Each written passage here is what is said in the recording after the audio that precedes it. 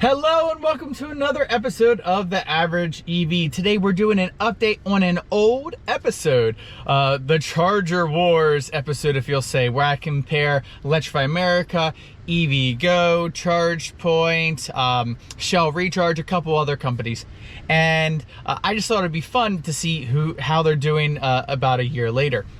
Why did I want to do this? Well, GM and Ford are going Tesla. That's right, the end of this year, beginning of next year, there'll be an adapter. And then in 2025, all Teslas will be able, all Ford and GM vehicles will be able to charge on the Tesla Supercharger network. So I thought it'd be a little bit fun.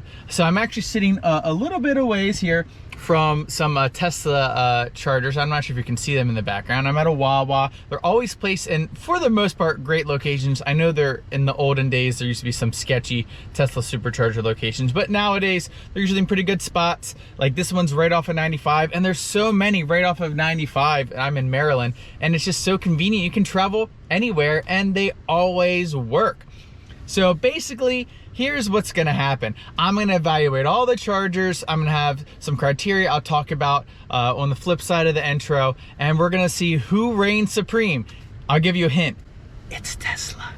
Let's get into it.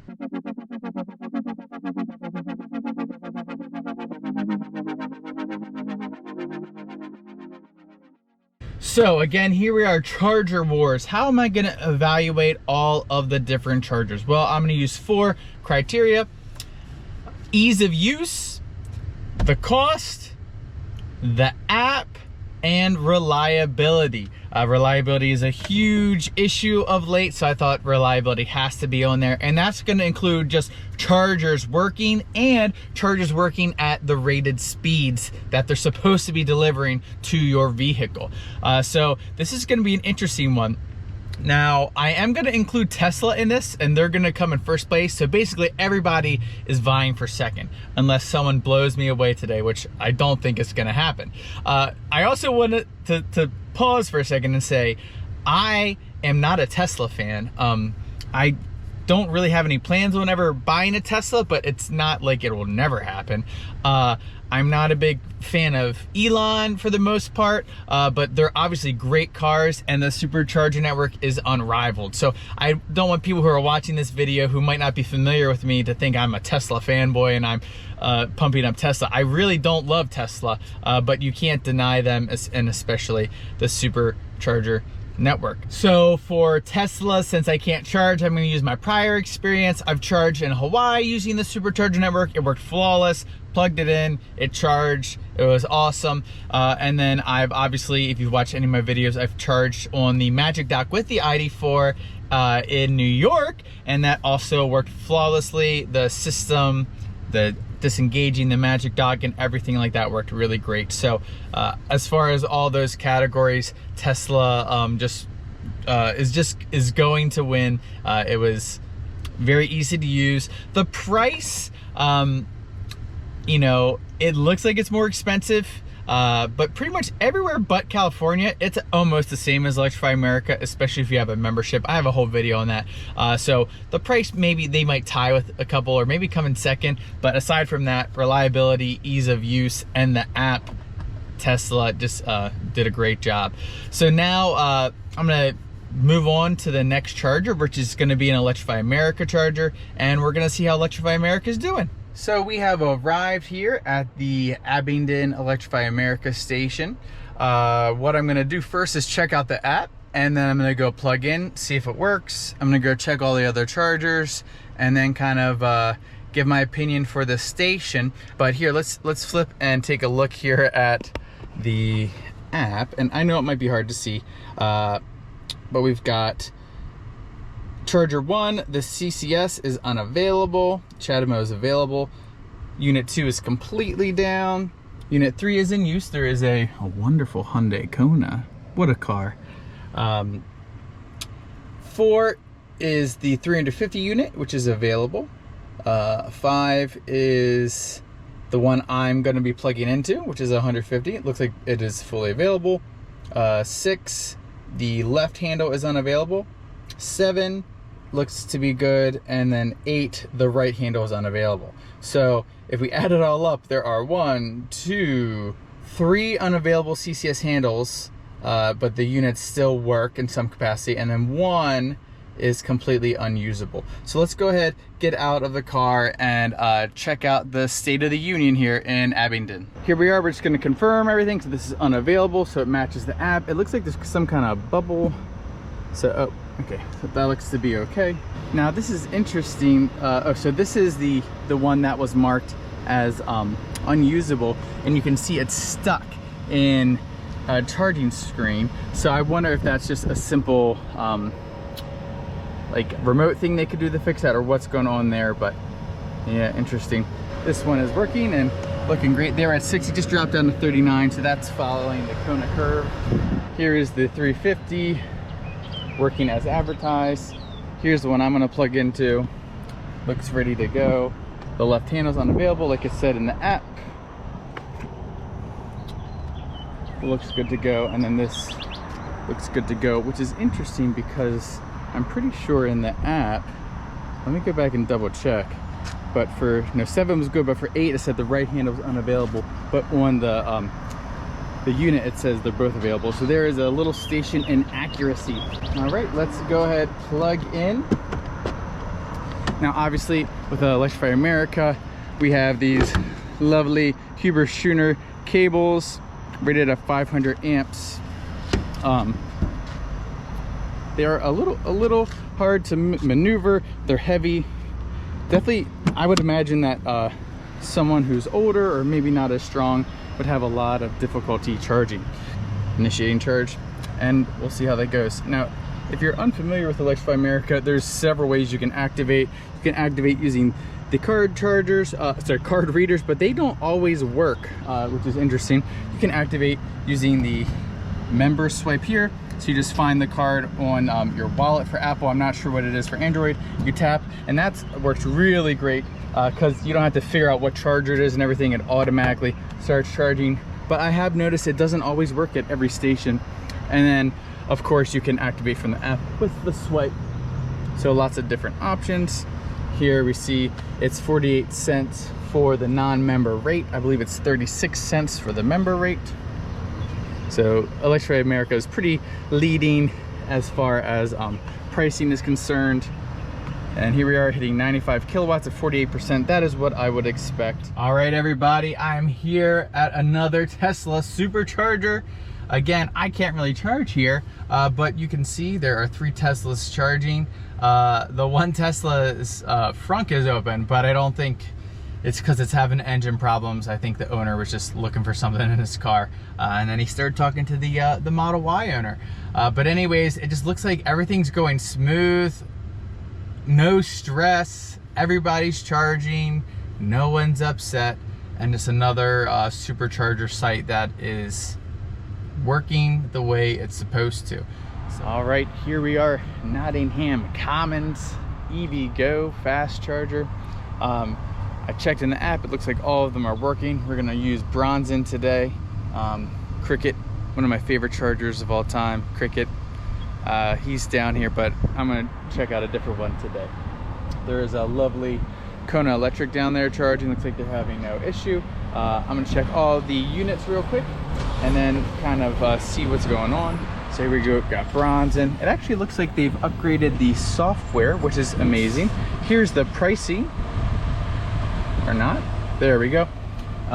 Pricing for EVGo is definitely a little bit confusing. It's still per minute apparently here in Maryland. The pay-as-you-go, 35 per minute. Actually, let's go to, well, there's no difference.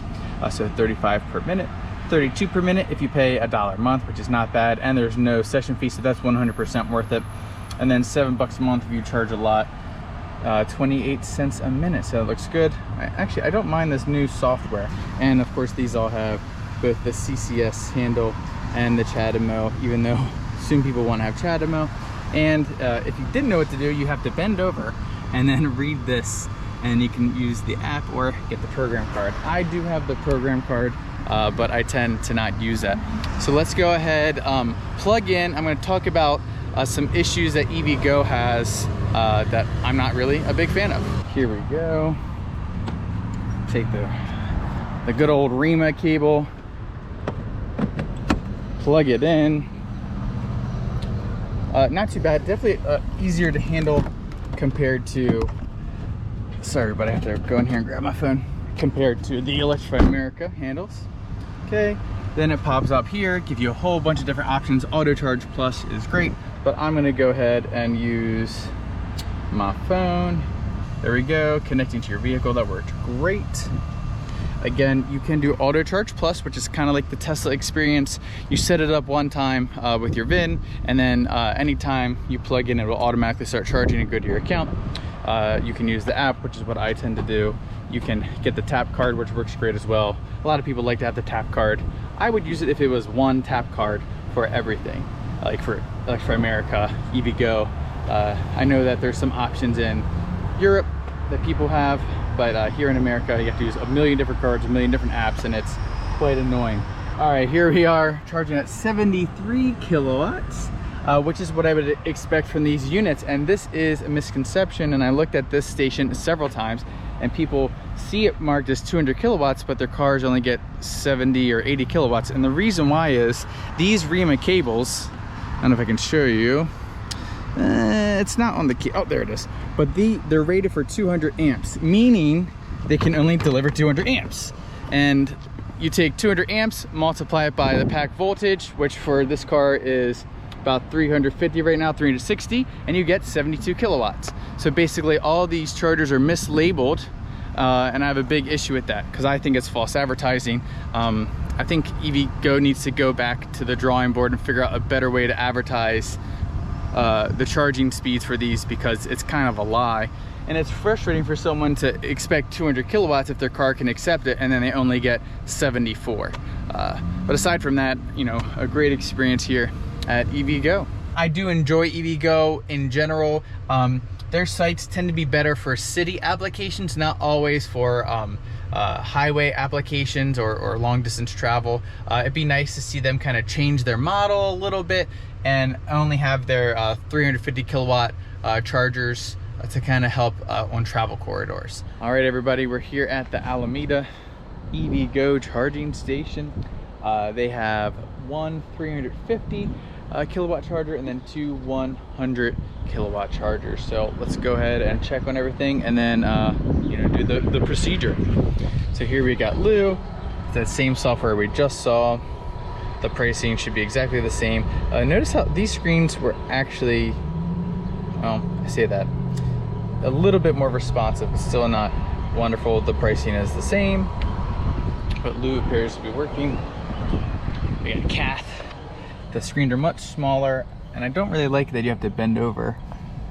And then Bastion, same deal, appears to be working. And notice how these have one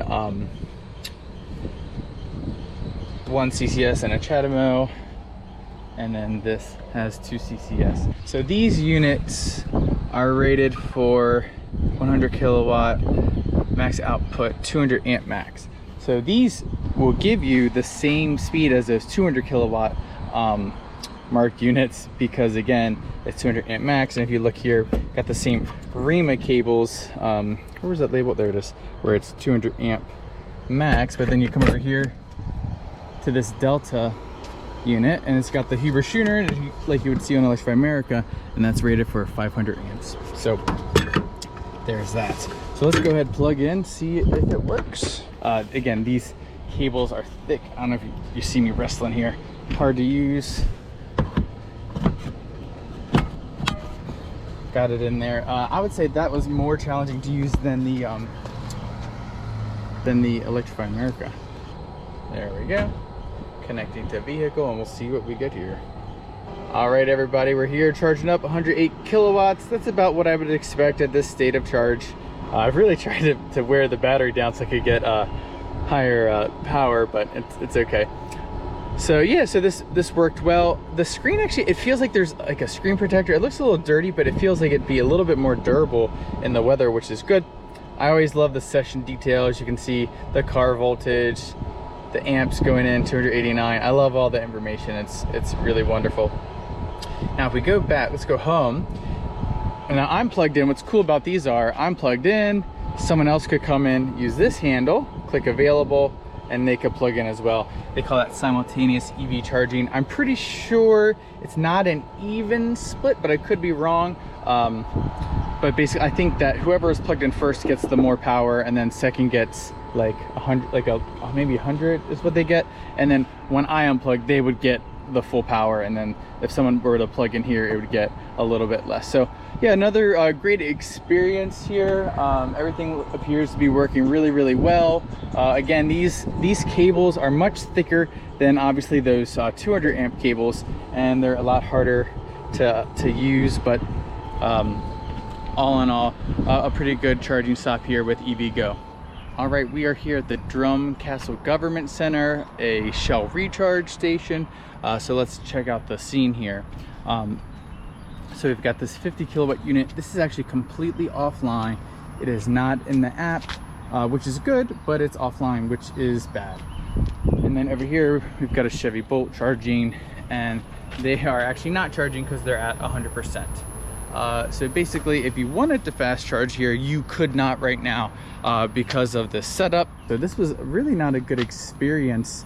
And this is pretty typical of the Shell recharge, in particular these EV Smart, which BGE runs. I actually helped plug-in sites, Lanny Hartman, and we actually got a law passed in Maryland, which is going to hold these electric companies accountable for the handling of the these units that are paid for in part by government funding, and then also theoretically through utility payers funds. Everybody, we are here at the Fort McHenry ChargePoint charging stations. Really a great site. We've got 1, 2, 3, 4, 5 CPE 250s, and they have, of course, the CCS and the CHAdeMO. Based off a quick look, it looks like they are all working well. The touchscreen, not so much. Interesting. Let me check out another one, because I wanted to talk about, there we go. I want to talk about the price. 34 cents a kilowatt hour, which is great, and I absolutely love it, because before this used to be free and there was a ton of people here and it was harder to get a spot, but now it costs money, like all charging should, especially DC fast charging. And here it says, while charging free, 5 minutes after charging stops, $120 an hour, which is great, because that's going to help keep people moving on instead of hanging out here charging forever. So let's go ahead, plug in and see what we got. I really love using ChargePoint because of this. So we've got my phone. I put my phone near this, it automatically pops up with the ChargePoint. Okay, and then I tap here, double click to confirm, hold near reader, and it goes. Now it tells me to plug in.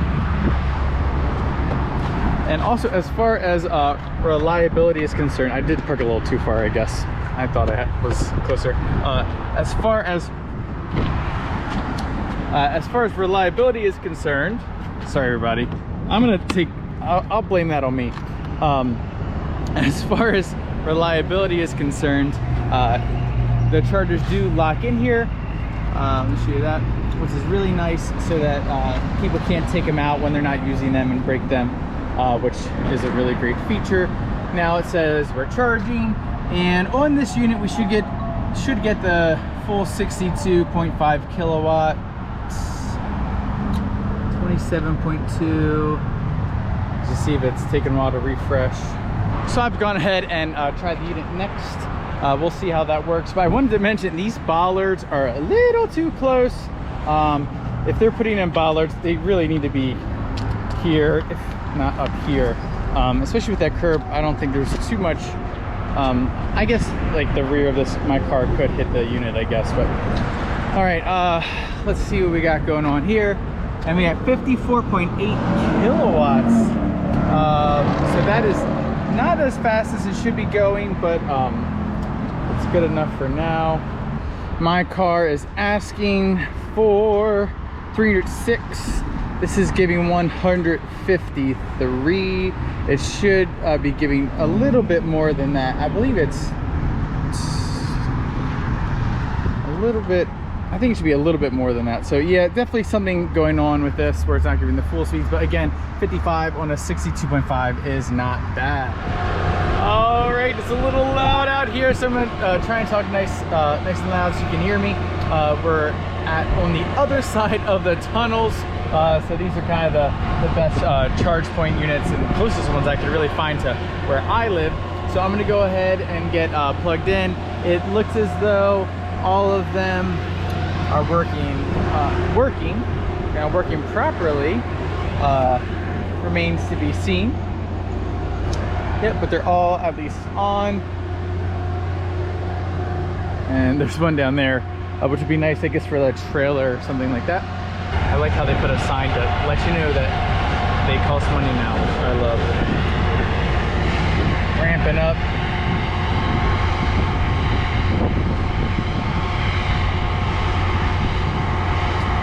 And we're getting 54.2. So, you know, I wonder if it might just be my car with these ChargePoint units. I have charged on them before, and I'm sure I've gotten up to 60 or so kilowatts, but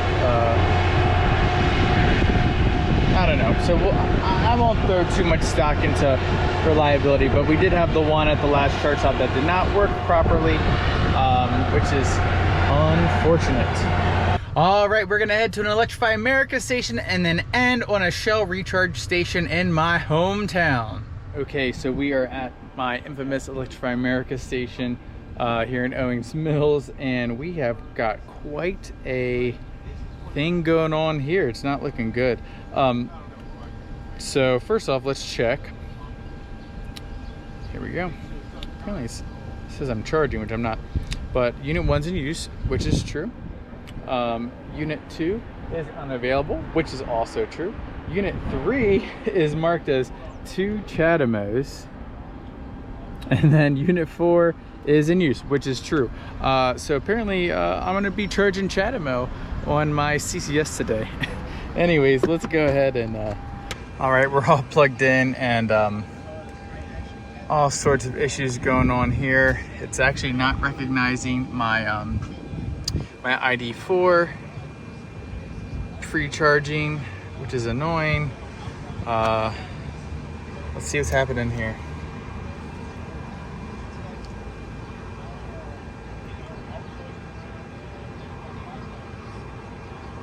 And we got 29%, 44 kilowatts. So really not great. Unfortunately, this site is a total disaster. All right, so a lot of issues going on here. We've got dispenser 1 where it is derated. And it says that in the app. We've got dispenser 2, which is not working at all. It's unavailable in the app, so at least it's accurate. This one is derated. You can see reduced in order for improved service and perform an update. I also called customer service and they've regurgitated that to me as well. And then here we've got dispenser 4, which says it's working properly here and in the app. However, it's not. Once there's an Ionic 5 here, and then I plugged in and I was able to charge, but it was still derated. I checked my OBD scanner and I was only receiving 170 amps, I believe. And I should have been receiving far more. My car was requesting 300 something. Maybe it was 270. I actually forget now. But yeah, it was not good. So this station is a mess. And what's really frustrating is I called Electrify America and they were really unable to help me. The lady, she was very nice, and I'm not upset with her, but she's just doing her job. But she was just told what she was told to say, and that the dispenser is currently has reduced power because in order to improve service and perform an update. She just read what's on the screen to me. And I said, okay, I understand that. Is there anything you can do? And she said no. And she also told me that Electrify America's new policy is when they have to do an update, they derate all of the chargers, which I find really hard to believe that you're going to derate all your chargers because of one, getting a software update or whatever it is. And the reality is, I don't think it was getting a software update, because these chargers have had issues for at least a year. And I've called and they haven't fixed them, and then they say they're fixed and they're not fixed. And so it's really frustrating, and it's really sad. And I'm about to go on a road trip with my family, and I just hope the chargers work. That's all I can do. I hope they work, and that's where I'm at right now. So you can just imagine my feelings right now with how Electrify America is doing in our little charger wars today. We are at the last charger of the day, Shell Recharge. So I guess I'm a glutton for punishment, but hopefully it works. I think it will, and we'll see how it goes. So again, here's a unit. It's just a single, let me step back for you all. It's just a single unit, which is really unfortunate. They have some level 2 over there, but only one fast charger for a pretty large city in my county. It's the second largest city. But let's go ahead. Please plug in your vehicle. So we'll do that. And this is actually a different charge unit. This is a BTC power unit, as compared to the Tritium unit that failed on us. We still got REMA cables. I'm having trouble here plugging in. The cables are very stiff. I was able to get it. That'd definitely be challenging for someone. So we're initiating. Let's start our charging. There we go. Oh, nice and loud whir of these BTC units. So I'm gonna step away for a second. It says initiating, and we are charging.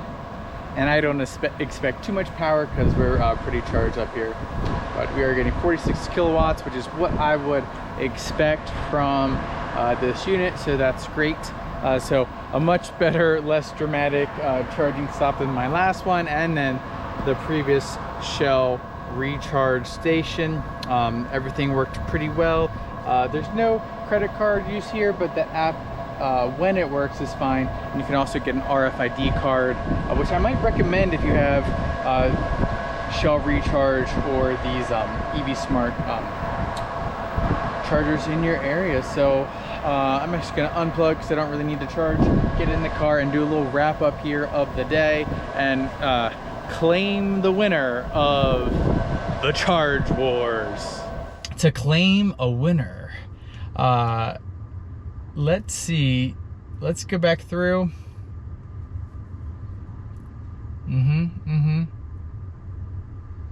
Yep. So, all right, so the winner is Tesla. Obviously, I told you all that. Tesla, it's just unmatched. It almost always works. It's super easy. The cables are light. You don't even have to think about charging on Tesla network. But who's the other winner? Second place in this race. It looks like, based on all my numbers, it's gonna be ChargePoint. Again, they were a little bit derated, maybe because they were older, but they still worked decent speeds in comparison to what they're supposed to give me. And I've rolled up to many CPE 250s, and they almost always work. So yeah, I'm gonna have to give it the ChargePoint. And then third place, I'm gonna give to EVGo, because again, they worked great for me. I had no issues. The only issue I have with EVGo is the mislabeling of those 200 kilowatt chargers, which I think is not okay and needs to be adjusted. That makes me feel a little uncomfortable giving them first place or second place in this case. Then for third, it's gonna have to be Shell Recharge.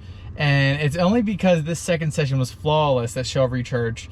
And then fourth place is going to go to Electrify America. I mean, that last charging stop was just absolutely unacceptable, and it derailed. If I was on a trip, obviously I was just driving around, but I needed a good charge there so I could get home. But it derailed me by 30 minutes. And then a little bit longer because I was trying to contact customer service and try to speak to a supervisor, which I'm waiting for a call back. So yeah, Electrify America came in last. I really want Electrify America to work. They're everywhere. I just want to be able to rely on them. I want them to be as reliable as the Tesla Supercharger network, and they're not. So that's the state of things right now. Where are we? June 2023. Maybe it'll improve. I'm gonna stay optimistic and hope that they improve, because they have to. But Elon, if you're listening, if you could open up the Supercharger network to Volkswagen, that would be great. I know Volkswagen's never going to do that, or at least they'll be the last one. So maybe just open up to everybody, and then we don't have to wait for Volkswagen to make the move. All right, well, that's the end of this video. Obviously, you know, charging is a big issue right now, and it's clear that I did not have a flawless day today, so clearly there's a lot of room for improvement. I would love to hear about your charging experiences on these different ChargePoint operators. If you want to include others, you can do that. Just leave it down in the comments. I want to see what people are interacting with the different ChargePoint operators. Obviously, I tend to have a lot of issues with Electrify America, but I know a lot of other people never have an issue with Electrify America. So I want to hear everybody's sides, their opinions. I want to hear your thoughts. So leave them down below. Maybe leave like what the charge speed was, what vehicle you drive, stuff like that, so I can kind of have a nice informed opinion about all these different ChargePoint operators as I continue to kind of advocate for quality charging for all EV drivers. Thanks for watching. I really appreciate it. I hope this was a little bit helpful to you, a little entertaining, a little frustrating, whatever. Please remember to leave a like, subscribe, hit the notification bell, and as always, thank you for watching, and I'll catch you all next time.